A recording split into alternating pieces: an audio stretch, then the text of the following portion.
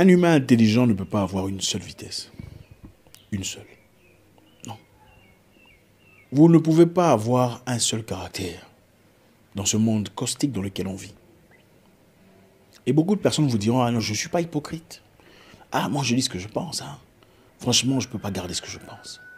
Je ne peux pas être différent de ce que je suis. Comprenez une chose. Du moment que ça ne porte pas atteinte à vos valeurs, vous ne pouvez pas avoir une seule vitesse. Vous ne pouvez pas être la même chose avec Luc, Alain, Julien, Aboubakar, Aminata et Jacob. Non. Et même avec Jacob, vous ne pouvez pas être la même chose du lundi à dimanche, chaque jour du 1er au 30. Non. L'être humain qui gagne sait comment s'ajuster. Vous allez quelque part, vous trouvez des gens qui peuvent vous ouvrir des portes. Des gens influents, des gens travailleurs qui sont là. Pourquoi vous faites étalage de vos capacités directement? Comprenez une chose. La première impression que vous faites est éternelle. Quand vous rencontrez quelqu'un pour la première fois, l'impression que vous donnez, on n'oublie jamais. Il est donc très important de faire très attention. Quand vous allez dans un milieu où vous rencontrez des gens que vous ne connaissez pas, ne venez pas parler de vos accomplissements. Voilà ce que j'ai fait. Voilà ce que je suis. Ne faites pas étalage de ce que vous êtes. Ne parlez pas avec ostentation de vos capacités, de votre histoire. Vous ne savez pas à qui vous parlez. Vous ne savez pas comment vos paroles affectent ces personnes. Comprenez une chose. Beaucoup de personnes vous diront « Ah, je m'en fous, ça c'est leur problème. » Ça c'est une mentalité typique que vous connaissez de certaines personnes, hein, d'un groupe spécifique de personnes. Mais c'est exactement la raison pour laquelle beaucoup de gens ne gagnent pas dans la vie. La plupart des gens qui gagnent dans la vie financièrement ne sont pas les plus instruits intellectuellement. Absolument pas. Ceux qui sont assis dans nos gouvernements, assis dans les positions de force, assis sur les finances, ne sont pas les plus intelligents. Ce n'est pas vrai. Mais ils ont tous appris une bonne dose de manipulation. Oui. Nous vivons dans un monde basé sur la manipulation. Et si vous ne l'aimez pas, tant pis pour vous.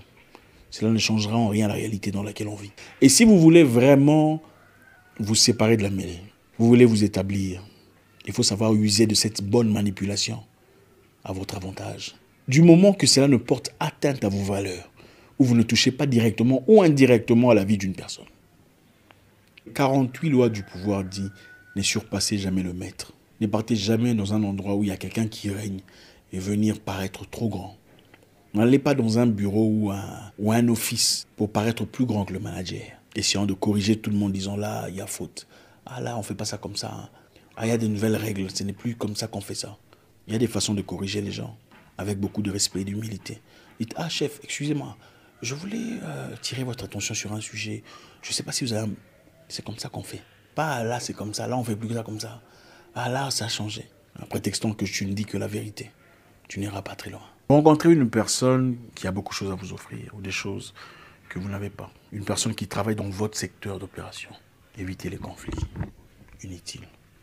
Je ne sais pas ce que vous faites dans la vie. Ça pourrait être un coiffeur, un menuisier, un mécanicien, un dessinateur, un vidéographe, un entrepreneur dans le même secteur que vous. Pourquoi vous voulez en faire un ennemi? Même s'il n'est pas aussi intelligent que vous. Prenez le temps qu'il faut. Le temps d'apprentissage. Si vous rencontrez une personne, sachant qu'il connaît des choses que vous ne connaissez pas, ne le critiquez pas. Beaucoup de gens émotifs veulent faire des comparaisons. Eh, nous d'ailleurs, on a fait la formation. Et ils n'ont rien fait. Mais eux, ils connaissent des choses que vous ne connaissez pas, malgré votre formation. Fermez votre bouche. Apprenez de la personne. On ne boude pas une personne qui connaît des choses que vous ne connaissez pas.